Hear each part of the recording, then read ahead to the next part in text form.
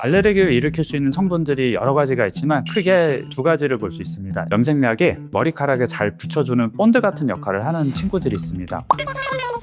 이라고 하는 알레르기를 일으키는 주범입니다. 나 여태까지 염색하고 괜찮았는데 갑자기 염색약 알레르기라니 이게 뭡니까? 이렇게 얘기를 하시는데, 이게 알레르기가 생기는 것은 안녕하세요. 남궁선의 피부캐스트 천안 휴먼 피부과 남궁선 원장입니다. 오늘은 피부 질환에 대해서 준비해봤는데요. 우리가 염색하고 생기는 염색약 알레르기에 대해서 준비해봤습니다.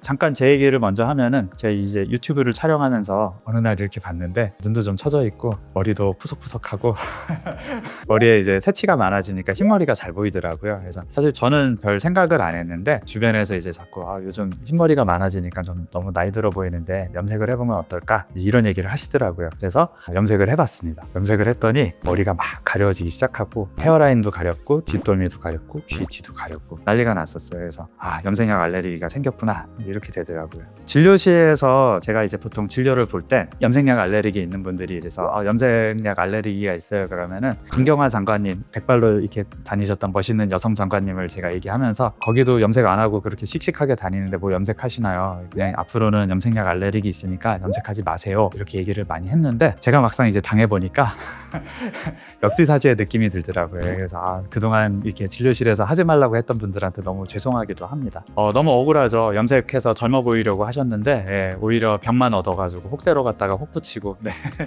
염색약 안에는 알레르기를 일으킬 수 있는 성분들이 여러 가지가 있지만 크게 두 가지를 볼 수 있습니다. 염색약의 염료 자체도 알레르기를 일으킬 수 있고, 염색약이 머리카락에 잘 붙여주는 본드 같은 역할을 하는 친구들이 있습니다. 파라페닐디아민이라고 하는 PPD라고 하는 성분인데요. 이 성분이 알레르기를 일으키는 주범입니다. 진료실에서 그래서 염색약 알레르기입니다 라고 말씀을 드리면, 나 여태까지 염색하고 괜찮았는데 갑자기 염색약 알레르기라니 이게 뭡니까? 이렇게 얘기를 하시는데, 이게 알레르기가 생기는 것은 누적이 된다든지 뭔가 학습에 의해서 생기기 때문에 괜찮다 몸이 면역 반응이 없이 잘 지내다가 어느 순간 갑자기 PPD를 공격물질이라고, 병균이라고 인식을 하는 거죠. 그래서 우리 몸에 있던, 피부에 있던 면역세포들이 이 친구는 병균이 아니야, 이 친구하고는 못 지내, 이러고 이제 공격을 하기 시작을 하는데, 그 바람에 이제 피부에 알레르기 반응이 나타나는 것입니다.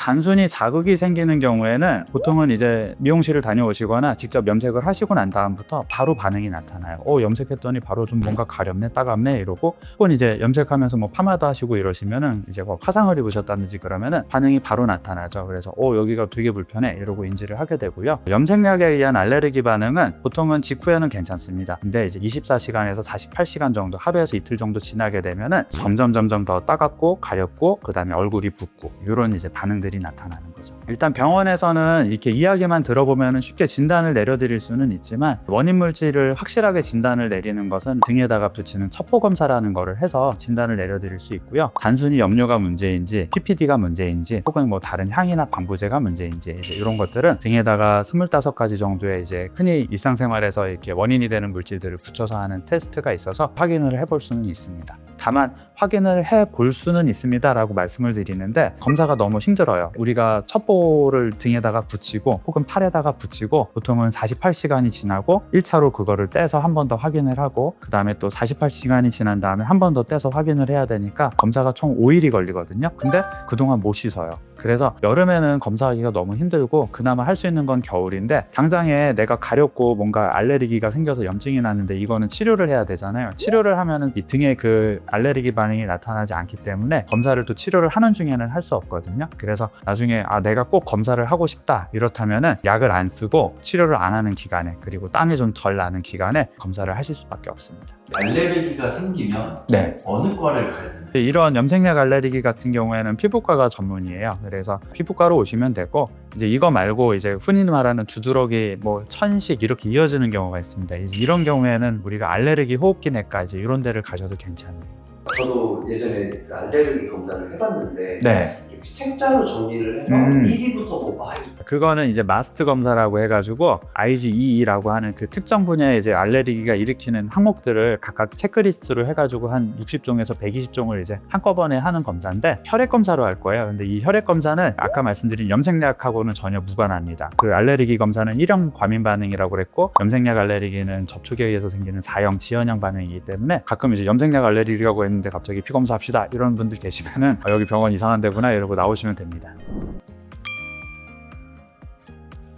안타깝게도 아직은 알레르기 자체를 제거를 한다든지 이렇게 예방을 하는 치료 방법이 있지는 않습니다. 결국은 피하는 방법밖에는 없습니다. 따라서 염색을 하기 전에 약을 쓰는 방법이 일단은 제일 최선의 방법이라고 생각을 해요. 그래서 보통은 염색을 하시고 알레르기가 생기셨던 분들은 염색하시기 직전에 한번 약을 드시고 염색을 하고 그 다음에 이제 염색 이후에도 약을 보통 하루에서 길게 드시면 한 3일 정도 약을 드시면 염색약 알레르기를 예방하는 데 도움은 될 겁니다. 다만 이게 이제 결국은 알레르기가 생기는 것을 저희가 이제 약간 언발에 오줌 누기 식으로 이렇게 그때그때 좀 넘기는 건데 어느 순간 보면 알레르기가 너무 세지는 경우가 있어요. 그러면은 이때는 염색을 도저히 할 수가 없거든요. 이때부터는 피하는 방법밖에는 없습니다. 알레르기를 피하면서 요즘은 염색할 수 있는 제품들이 그래도 잘 나와 있어요. 일단은 인터넷에 PPD가 안 들어있는 염색약, 그래서 무 PPD 혹은 PPD 프리, 그 다음에 뭐 옷 안 타는 염색약 이런 식으로 검색을 해보시면은 PPD가 안 들어있는 염색약들이 꽤 많이 나오거든요, 제품들이. 그래서 이런 것들을 시도를 해보실 수 있고요. 다만 얘네들은 단점이 아까 이 PPD의 역할이 염료를 머리카락에 붙여주는 본드 역할이라고 했는데 본드가 빠진 거잖아요. 그러니까 살짝 묻어 있다가 금방 또 지워집니다. 그래서 뭐 한 일주일이나 2주만 되면은 염료가 날아가서 도로 이제 염색한 기운이 다 빠졌어 이렇게 느끼실 수 있고요. 요즘 더 좋은 거는 이제 염색을 해주는 샴푸가 나왔죠. 모다모다 샴푸라고 하는 게 나왔었는데 한동안 뭐 이렇게 안전성 이슈가 있어서 뭐 발암물질이 들어있네 이러면서 이슈가 되기는 했는데 지금은 그런 이슈가 다 해결이 된 걸로 알고 있습니다. 따라서 샴푸를 꾸준히 해주시면은 보통 한 일주일에서 2주 정도 그 샴푸를 이용을 하면은 염색이 되더라고요. 이런 세치 샴푸를 이용해서 꾸준히 샴푸를 해주시면 좋을 것 같습니다.